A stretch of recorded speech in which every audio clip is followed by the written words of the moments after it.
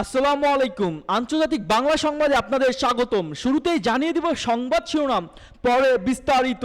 ইরানের হুঁশিয়ারি, পশ্চিমা নিষেধাজ্ঞা আরোপের বিরুদ্ধে পাল্টা ব্যবস্থা নেওয়া হবে। অন্যদিকে রাশিয়ার পাশ্চাত্যের বাকযুদ্ধ, তারা রাশিয়াকে পরাজিত করতে তৃতীয় বিশ্বযুদ্ধ চায়। এবং সবচেয়ে বড় নৌমহড়া শুরু রাশিয়ার, অংশ নিচ্ছে চীনও।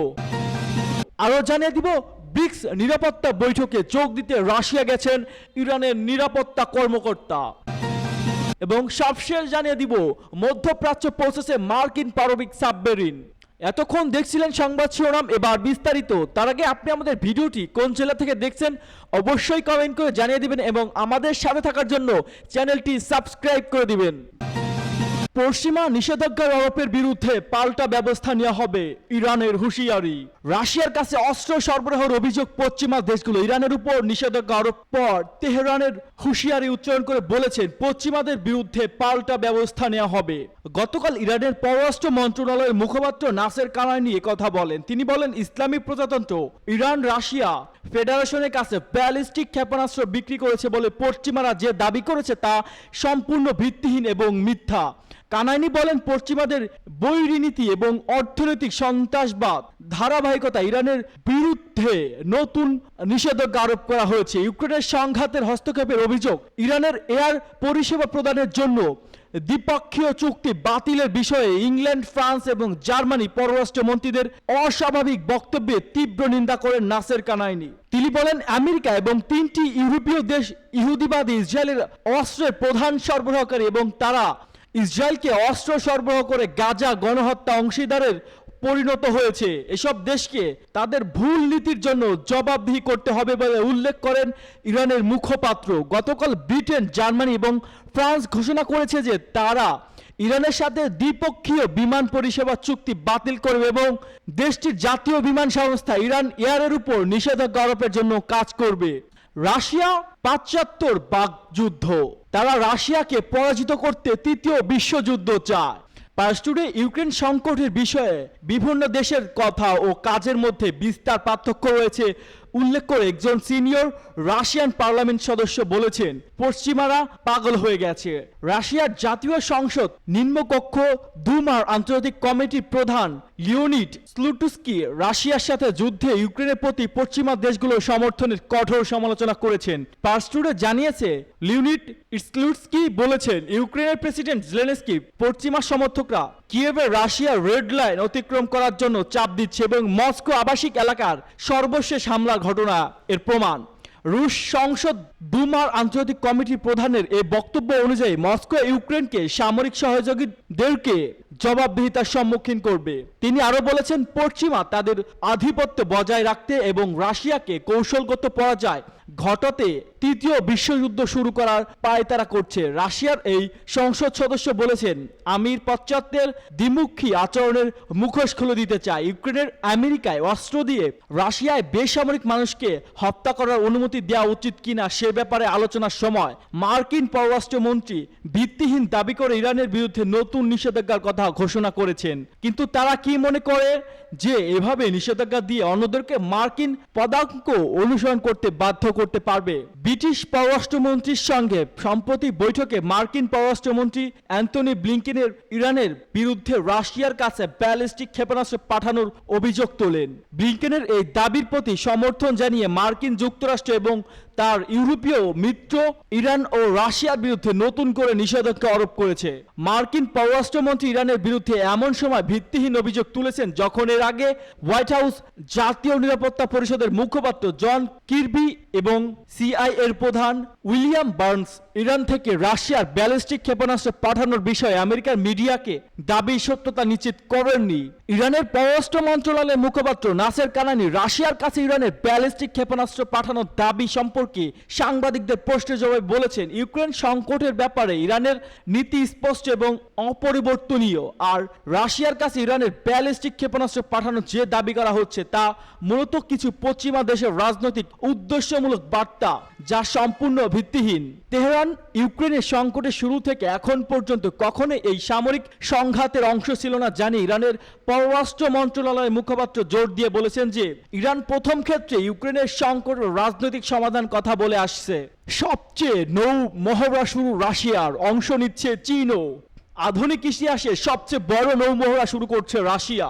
মঙ্গলবারই এই মহড়া শুরুর ঘোষণা দিয়েছে রুশ প্রেসিডেন্ট ভ্লাদিমির পুতিন। ওশান 2024 নামে এই মহড়াটি প্রশান্ত মহাসাগরীয় ও আর্কটিক মহাসাগরের পাশাপাশি ভূমধ্যসাগর, কাস্পিয়ান এবং বাল্টিক সাগরের একযোগে চলবে এবং এতে কিছু চীনা যুদ্ধ জাহাজ অংশ নেবে বলে ধারণা করা হচ্ছে। পুতিন এক ভিডিও লিঙ্কের মাধ্যমে মহড়া উদ্বোধনে যোগ দিয়ে বলেন, এই মহড়ার উদ্দেশ্য হলো দেশের নৌ এবং বিমান বাহিনীর যুদ্ধ প্রস্তুতির মূল্যায়ন করা, পাশাপাশি তাদের আন্তঃকার্যকর্মতা ক্ষমতা পরীক্ষা করা। মহড়া রাশিয়ার 400টিরও বেশি যুদ্ধ জাহাজ ও সাবমেরিনের পাশাপাশি সহায়ক জাহাজ, প্রায় 120টি বিমান এবং 90,000-এর বেশি কর্মী জড়িত। মহড়ার উদ্বোধনী অনুষ্ঠানে উপস্থিত ছিলেন প্রতিরক্ষা মন্ত্রী আন্দ্র বেলেসভ। মহড়া সম্পর্কে পুতিন বলেন, এত উচ্চ নির্ভুল অস্ত্রের ব্যবহার করা হবে। মস্কো এবং কিয়েভের মধ্যে চলমান সংঘাতের মধ্যে রুশ সেনারা যে অভিজ্ঞতা অর্জন করেছে, এই মহড়াগুলো তাকে কাজে লাগবে। এদিকে চীন ও রাশিয়ার সশস্ত্র বাহিনী বাহ্যিক হুমকির মোকাবেলা তাদের সক্ষমতা বাড়ানোর জন্য জাতীয় প্রতিরক্ষার ক্ষেত্রে দক্ষতামূলক প্রশিক্ষণের উপর এই যৌথ মহড়া শুরু করেছে বলে জানিয়েছে চীন পররাষ্ট্র মন্ত্রণালয়ের মুখপাত্র মাওনিং। তিনি বলেন, চীন এবং রাশিয়া তাদের কৌশলগত সমন্বয়কে আরও গভীর করতে এবং যৌথভাবে নিরাপত্তার হুমকি মোকাবেলার ক্ষমতা জোরদার করার জন্য এই যৌথ মহড়ার আয়োজন করেছেন। আর এভাবেই বেইজিং আলোচনা হবে রুশ কর্মকর্তাদের সাথেও। ব্রিক্স নিরাপত্তা বৈঠকে যোগ দিয়ে রাশিয়া গেছেন ইরানের শীর্ষ নিরাপত্তা কর্মকর্তা। ইরানের সর্বোচ্চ জাতীয় নিরাপত্তা পরিষদের সচিব আল আকবর আহমদিয়ান ব্রিক্সভুক্ত দেশগুলো নিরাপত্তা কর্মকর্তাদের বৈঠকে অংশ নিতে রাশিয়া পৌঁছেছেন। 10 থেকে 15 সেপ্টেম্বর এই সম্মেলন চলবে। এজন্য গতকাল রাশিয়ার বন্দর নগরী সেন্ট পিটার্সবার্গে পৌঁছান তিনি। ব্রিক্স নিরাপত্তা সম্মেলনে যোগ দেওয়ার পাশাপাশি আহমদিয়ান ইন্দোনেশিয়ান, তুরস্ক, Kazakhstan, Serbia, Thailand, Belarus, Vietnam, Venezuela, Uzbekistan, Nicaragua, Cuba, Azerbaijan, Bahrain, Bangladesh, Sri Lanka, Mauritania এবং ওরাসহ ব্রিক্স প্লাস দেশগুলো নিরাপত্তা বিষয়ক ভারপ্রাপ্ত উচ্চপদস্থ প্রতিনিধিদের সাথে আরেকটি বৈঠকে যোগ দেবেন। সমাবেশের পাশাপাশি ইরানের শীর্ষ নিরাপত্তা কর্মকর্তা তার কয়েকজন সমকক্ষকের সাথে আলোচনা করবেন। এছাড়া রাশিয়া কর্মকর্তাদের সাথে রাজনৈতিক, নিরাপত্তা এবং অর্থনৈতিক ক্ষেত্রে সবচেয়ে গুরুত্বপূর্ণ আঞ্চলিক ও আন্তর্জাতিক ঘটনাবলী নিয়ে আলোচনা করবেন বলে কথা বলেছেন। দ্রুত উন্নয়নশীল অর্থনৈতিক জোট ব্রিক্স প্রাথমিকভাবে ব্রাজিল, রাশিয়া, ভারত, চীন এবং দক্ষিণ আফ্রিকা নিয়ে গঠিত। চলতি বছর এই জোটের ইরান, মিশর, সংযুক্ত আরব আমিরাত এবং ইথিওপিয়াকে নতুন সদস্য হিসেবে অন্তর্ভুক্ত করা হয়েছে।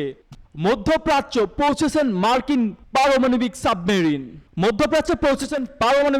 সাবমেরিন। সেটি এখন মার্কিন সেন্ট্রাল কমান্ডার অপারেশন এলাকায় প্রবেশ করছে। সাম্প্রতিক সপ্তাহগুলো এই অঞ্চলে পাঠানো সামরিক সম্পদগুলোর মধ্যে এটি নতুন সংযোগ। মঙ্গলবার পেন্টাগনে press secretary major general Pat Rider জর্জিয়ার সাবমেরিনের বিষয়টি নিশ্চিত করেছেন খবর আরব নিউজের। প্রতিবেদনে বলা হয়েছে, US defence secretary Lloyd Austin August মাসে সাবমেরিনটি মডারেট অর্ডার করেছিলেন, যখন অঞ্চলটি ইরান এবং এর মিত্রীয় সম্ভাব্য আক্রমণের জন্য প্রস্তুত নিচ্ছিল। তাদের মধ্যে হামাস এবং হিজবুল্লাহ শীর্ষ সদস্যদের হত্যা করা হয়েছিল।